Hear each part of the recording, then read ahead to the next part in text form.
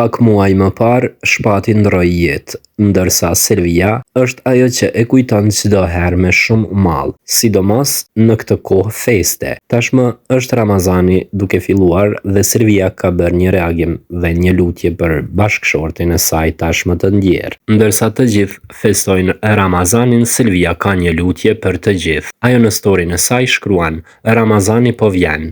Një vend në tavolinën tonë do të jetë bosh, ashtu siç është jeta jon pa shpatin. Në lutjet tuaja këtë muaj, ju lutem mos e harroni edhe shpatin.